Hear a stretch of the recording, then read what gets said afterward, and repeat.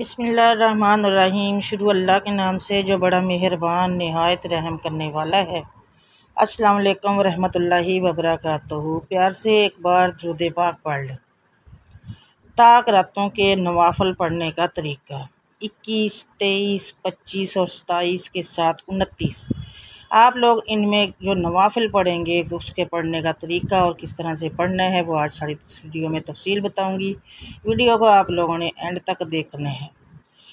शब कदर के लिए आखिरी अशरे में किसी एक रात की तखसीस करके फ़क्त हम उसी एक रात में इबादत करना और बाकी रातों में इबादत से गफलत बरतना दुरुस्त नहीं है। हदीस शरीफ में रसूलुल्लाह सल्लल्लाहु अलैहि वसल्लम ने अशरे की तमाम ताक रातों 21वीं, 23वीं, 25वीं, 27वीं और 29वीं शब में लैलतुल कदर तलाश करने का हुक्म दिया है। चुनांचे हदीस शरीफ में है जिसका तर्जुमा है उम्मुल मोमिनीन हज़रत आयशा रज़ी अल्लाह तआला अन्हा से रावी है कि रसूल करीम सल्लल्लाहु अलैहि वसल्लम ने फरमाया, शब कदर को रमज़ान की आखिरी अशरा की ताक रातों में तलाश करो। बुखारी शरीफ में है कि शब कदर के माल के बारे में नवाफिल की किसी ख़ास तादाद या ख़ास तरीके या बाजमात नवाफिल की अदायगी की तौहीन शरीयत ने नहीं की है। इनफरादी तौर पर जितनी आप इबादत कर सकती हैं या नवाफिल अदा कर सकती हैं वो आप लोगों की हिम्मत है। कुरान पाक की तिलावत की जाए उसका बड़ा अजर व सवाब है। तस्बीहात की जाए। अलबत्ता शब कदर में दुआ से मुतल्लक हज़रत आयशा रज़ी अल्लाह तआला अन्हा ने हजूर नबी करीम सल्लल्लाहु अलैहि वसल्लम से पूछा कि या रसूल अल्लाह, अगर मुझे शब कदर का पता चल जाए तो क्या दुआ मांगूँ? हजूर सल्लल्लाहु अलैहि वसल्लम ने फरमाया, कहो अल्लाहुम्मा इन्नका अफ़ू तुहिब्बु अल अफ़ू फ़अफ़ु अन्नी। ऐ अल्लाह, तू है बेशक माफ़ करने वाला है और पसंद करता है माफ़ करने को, बस माफ़ फरमा दीजिए मुझे भी। ये नहायत ही जामिया दुआ है कि हक़ ताला अपने लुत्फ़ व करम से आखिरत के मुतालबे से माफ़ फरमा दे तो इससे बढ़कर हमें और क्या चाहिए। हज़ूर नबी अकरम सल्लल्लाहु अलैहि वसल्लम के दो आलम इरशाद फरमाती हैं कि मेरी उम्मत में से जो मर्द या औरत ये ख्वाहिश ज़ाहिर करे कि मेरी कब्र नूर की रोशनी से मनव्वर हो तो उसे चाहिए कि माह रमज़ान की शब कदर में कसरत के साथ इबादत अलही बजा लाए ताकि उन मुबारक और मुतबरक रातों की इबादत से अल्लाह पाक उसके नामाएमाल से बुराइयाँ मटा कर नेकियों का सवाब अता फरमाए। हज़रत अबू हुरैरा रज़ी अल्लाह तआला अन्हु से रवायत है कि हज़ूर अक़दस सल्लल्लाहु अलैहि वसल्लम ने फरमाया, जो शख्स लैलतुल कदर में ईमानदार होकर बफ़र्ज़ सवाब शब बेदारी करे उसके अगले गुनाह बख्श दिए जाएंगे, और जो शख्स रमज़ान के रोज़े बाखालत ईमान सवाब समझ कर रखे उसके अगले गुनाह भी बख्श दिए जाएंगे। सुबहान अल्लाह। हज़ूर नबी अकरम सल्लल्लाहु अलैहि वसल्लम ने फरमाया, जो शख्स शब कदर में 2 रकत नमाज पढ़े, हर रकत में सूरह फातिहा 7 मरतबा, सूरह अखलास 7 बार ख़त्म नमाज अस्तग़फ़िरुल्लाह अल्लज़ी ला इलाहा इल्ला हु अल हय्युल क़य्यूम व अतूबु अलैह 70 मरतबा पढ़े तो अपने मसल्ले से नहीं उठेगा कि अल्लाह ताला उसके और उसके वालिदैन के गुनाहों की मग़फ़िरत फरमा देगा, और फरिश्तों को हुक्म होगा कि उसके जन्नत में मेवों के दरख्त लगाते रहें, महल तमीर करते रहें, नहरें लगाते रहें। ये पढ़ने वाला उनको जब तक अपनी आँख से ख्वाब में न देख लेगा उस वक़्त तक उसको मौत नहीं आएगी। जो शख्स 4 रकत नमाज पढ़े और हर रकत में सूरह फातिहा के बाद 1 बार सूरह अल तकासिर और सूरह अखलास 3 बार पढ़े उस पर मौत की सख्ती आसान होगी। अज़ाब कब्र उठ जाएगा, उसको जन्नत में 4 सतून मिलेंगे जिनके हर सतून पर 1000 महल होंगे। आबदों और जाहदों के तरीक़ा के मुताबिक उन 5 ताक रातों में हस्बे ज़ैल तरीके से नवाफिल पढ़े जाएं जिनका सवाब बेपनाह है। रमज़ानुल मुबारक की 21वीं शब को 4 रकत नमाज सलाम से पढ़े, हर रकत में बाद सूरह फातिहा के सूरह कदर और 1 बार सूरह अखलास 1 मरतबा पढ़े, बाद सलाम के 70 मरतबा दुरूद पाक पढ़े, तो इंशाअल्लाह ताला उस नमाज के पढ़ने वाले के हक़ में फ़रिश्ते दुआए मग़फ़िरत करेंगे। 21वीं शब को 2 रकत नमाज पढ़े, हर रकत में बाद सूरह फातिहा के सूरह कदर एक बार, सूरह इखलास 3 मरतबा पढ़े, बाद सलाम के नमाज ख़त्म करके 70 मरतबा इस्तग़फ़ार पढ़े। तो उस नमाज और शब कदर की बरकत से अल्लाह पाक उसकी बख्शिश फरमाएगा और माह रमज़ान मुबारक की 21वीं शब को 21 मरतबा सूरह कदर पढ़ना भी बहुत अफजल है। अब आ जाते हैं जी माह मुबारक की 23वीं मुबारक शब को। 23वीं शब को आपने क्या करना है, 4 रकत नमाज 2 सलाम से पढ़े, हर रकत में बाद सूरह फातिहा के सूरह कदर एक बार और सूरह इखलास 3 मरतबा पढ़े, फिर बाद सलाम के 70 मरतबा दुरूद शरीफ पढ़े। तो इंशाअल्लाह ताला मग़फ़िरत गुनाह के लिए ये नमाज बहुत अफजल है। 23वीं शब को 8 रकत नमाज 4 सलाम से पढ़े, हर रकत में बाद सूरह फातिहा के सूरह कदर एक दफ़ा, सूरह इखलास एक बार पढ़े और बाद सलाम के 70 मरतबा कलमा तमजीद पढ़े और अल्लाह ताला से अपने गुनाहों की बख्शिश तलब करे। अल्लाह ताला उसके गुनाह माफ़ फरमाकर इंशाअल्लाह मग़फ़िरत फरमाएंगे। 23वीं शब को सूरह यासीन 1 मरतबा, सूरह रहमान 1 दफ़ा पढ़नी बहुत अफजल है। माह रमज़ान की 25 तारीख की शब को 4 रकत, अब 25 आ जाते हैं, 23 मुकम्मल हो गया। 25वीं शब को आप लोगों ने 4 रकत नमाज 2 सलाम से पढ़नी है, बाद सूरह फातिहा के सूरह कदर एक बार, सूरह इखलास 5 मरतबा और हर रकत में पढ़े, बाद सलाम के कलमा तैयबा 100 मरतबा पढ़े। दरगाह रब्बुल इज़्ज़त से इंशाअल्लाह बेशुमार इबादत का सवाब अता होगा। 25वीं शब को 4 रकत नमाज और सलाम से पढ़े, हर रकत में बाद सूरह फातिहा के सूरह कदर 3 मरतबा और सूरह इखलास 3 मरतबा पढ़े, बाद सलाम के 70 दफ़ा इस्तग़फ़ार पढ़े। ये नमाज बख्शिश के लिए बहुत अफजल है।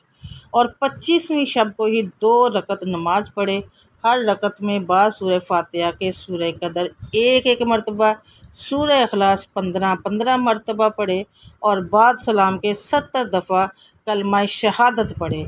और ये नमाज अज़ाब कब्र से नजात के लिए बहुत अफजल है। माह रमज़ान की 25वीं शब को 7 मरतबा सूरह दखान पढ़े। इंशाअल्लाह इस सूरत के पढ़ने के बाइस अज़ाब कब्र से अल्लाह पाक महफूज फरमाएगा और 7 मरतबा सूरह फतह पढ़ना हर किसी के लिए बहुत ही अफजल है।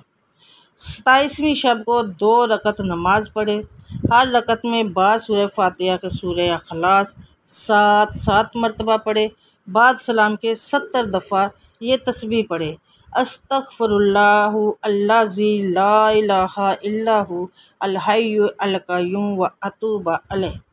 इंशाअल्लाह ताला इस नमाज का पढ़ने वाला अपने मसल्ले से नहीं उठेगा कि अल्लाह पाक उसके और उसके वालिदैन के गुनाह माफ़ फरमाकर उन्हें बख्श देगा और अल्लाह ताला फरिश्तों को हुक्म देगा कि इसके लिए जन्नत रास्ता करो। और फरमाया कि वो जब तक तमाम बहिश्ती नेमतें अपनी आँख से ना देख लेगा उस वक़्त तक मौत नहीं आएगी। और मग़फ़िरत के लिए ये नमाज बहुत ही अफजल है। 27वीं शब को 2 रकत नमाज पढ़े, हर रकत में बाद सूरह फातिहा के सूरह अलम नशरा एक बार पढ़े, सूरह इखलास 3 मरतबा पढ़े और बाद सलाम 27 मरतबा सूरह कदर पढ़े। इंशाअल्लाह बेशुमार इबादत का सवाब भी मिलेगा और ये नमाज बहुत अफजल है। जो शख्स 2 रकत नमाज में हर रकत में सूरह फातिहा एक बार, सूरह कदर और 3 बार सूरह इखलास पढ़े तो उसको शब कदर का सवाब हासिल होगा। और ये सवाब हज़रत अदरीस अलैहिस्सलाम, हज़रत शुएब अलैहिस्सलाम, हज़रत अय्यूब अलैहिस्सलाम, हज़रत दाऊद अलैहिस्सलाम, हज़रत नूह अलैहिस्सलाम जैसा अता होगा और उसको एक शहर जन्नत में दिया जाएगा जो मशरिक़ से मग़रिब तक लंबा होगा। सुबहान अल्लाह। और 27वीं शब शब रमज़ान को 4 रकत पढ़े। हर रकत में सूरह फातिहा के बाद सूरह कदर 3 बार और सूरह इखलास 50 मरतबा पढ़े और बाद ख़त्म नमाज सुबहान अल्लाह वल्हम्दुलिल्लाह वला इलाहा इल्लल्लाहु वल्लाहु अकबर पढ़े तो जो ये दुआ मांगेंगे कबूल होगी। 27वीं शब को 4 रकत फिर पढ़े। हर रकत में सूरह फातिहा के बाद सूरह कदर 1 बार, सूरह इखलास 27 बार पढ़े तो वह गुनाहों से ऐसा पाक हो जाता है गोया भी पैदा हुआ है और उसको जन्नत में 1000 महल भी मिलेंगे। 27वीं शब को ही 7 हाम मीम से शुरू होने वाली सूरतें पढ़े। ये 7 हाम मीम अज़ाब कब्र से नजात और मग़फ़रत गुनाह के लिए बहुत अफजल है। इसके अलावा सूरह मुल्क 7 मरतबा पढ़ना मग़फ़रत गुनाह के लिए बहुत ही फजीलत की बात है। 29वीं शब को आप लोगों ने 4 रकत नमाज 2 सलाम से पढ़नी है। हर रकत में बाद सूरह फातिहा के सूरह कदर 1 बार, सूरह इखलास 3 मरतबा पढ़े और बाद सलाम के सूरह अलम नशरा 70 मरतबा पढ़े। यह नमाज का अमल ईमान के वास्ते बहुत अफजल है। तो इंशाअल्लाह ताला इस नमाज के पढ़ने वाले को दुनिया से मुकम्मल ईमान के साथ उठाया जाएगा। और रमज़ानुल मुबारक की 29वीं शब को 4 रकत नमाज 2 सलाम से पढ़े और हर रकत में बाद सूरह फातिहा के सूरह कदर 1 बार, सूरह इखलास 5 मरतबा पढ़े और बाद सलाम के दुरूद शरीफ 100 दफ़ा पढ़े तो इंशाअल्लाह ताला उस नमाज के पढ़ने वाले को दरबार खुदावंदी से बख्शिश और मग़फ़रत अता की जाएगी। 29वीं शब को 7 मरतबा सूरह वाक़िया पढ़िए। इंशाअल्लाह ताला तरक्की रिज़्क़ के लिए बहुत ही अफजल है और इसके पढ़ने से हर मुसीबत से निजात हासिल होगी। तो शब कदर की खसूसी दुआ भी जो हज़रत आयशा रज़ी अल्लाह तआला अन्हा ने पूछा कि अगर मुझे मालूम हो जाए कि ये लैलतुल कदर है तो मैं क्या बताऊं, और मैंने आपको पहले दुआ बताई है। तो आप हज़रत मोहम्मद मुस्तफ़ा सल्लल्लाहु अलैहि वसल्लम ने फरमाया कि ये दुआ पढ़ना, अल्लाहुम्मा इन्नका अफ़ू तुहिब्बु अल अफ़ू फ़अफ़ू अन्नी। ऐ अल्लाह, इसमें शक नहीं कि आप माफ़ करने वाले हैं, माफ़ करने वाले को पसंद फरमाते हैं, लिहाजा मुझे भी माफ़ फरमा दीजिए।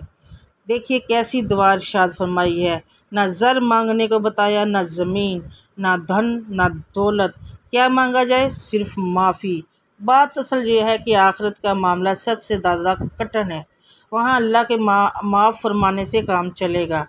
अगर माफ़ी ना हुई तो और खुदा ना खास्ता अज़ाब में गिरफ़्तार हुए तो दुनिया की हर नेमत और हर लज्जत और हर दौलत व सरवत बेकार होगी। असल शय माफ़ी और मग़फ़रत ही है।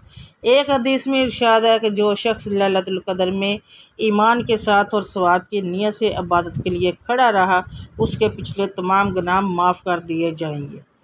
शब कदर की तलाश मस्जिद में मतकफ़ को इसलिए लाया गया कि शब कदर की तलाश सहल हो, क्योंकि बहुत से आदमी होंगे, जब सब एक ही काम में मशगूल होंगे तो दिल भी लग जाएगा। इसमें भी अजीब हिकमत है कि शब कदर की तारीख मुअय्यन नहीं की, क्योंकि मकसूद 5 रातों में जगाना है। फिर सुबहान अल्लाह, इसमें यह कैसा इत्तिदाल है कि मतवत्तर 5 रातों में नहीं जगाया, एक रात जगाया और एक रात सुलाया और फिर इस सोने में भी सवाब जागने का दिया। सुबहान अल्लाह। उम्मुल मोमिनीन हज़रत आयशा फरमाती हैं, हुज़ूर ने इरशाद फरमाया कि लैलतुल कदर को रमज़ान के आखिरी अशरे की ताक रातों में तलाश करो। उलमा के नज़दीक आखिरी अशरा 21वीं रात से शुरू होता है। आम है कि ये महीना 29 दिन का हो या 30 दिन का। इससे हदीस वाला के मुताबिक शब कदर की तलाश 21, 23, 25, 29 और 27 और 29 की रातों में करनी चाहिए। अगर महीना 29 दिन का हो तब भी आखिरी अशरा यही कहलाता है। शब कदर का तयन ना होने का सबब हज़रत अबादा बिन अल-सामत कहते हैं कि नबी करीम सल्लल्लाहु अलैहि वसल्लम इसलिए बाहर तशरीफ़ लाए ताकि हमें शब कदर की इत्तला फरमा दें, मगर 2 मुसलमानों में झगड़ा हो रहा था। आपने इरशाद फरमाया कि मैं इसलिए आया था कि तुम्हें शब कदर की खबर दूं, मगर फ़लाँ शख्सों में झगड़ा हो रहा था जिसकी वजह से इसकी तायीन उठा ली है।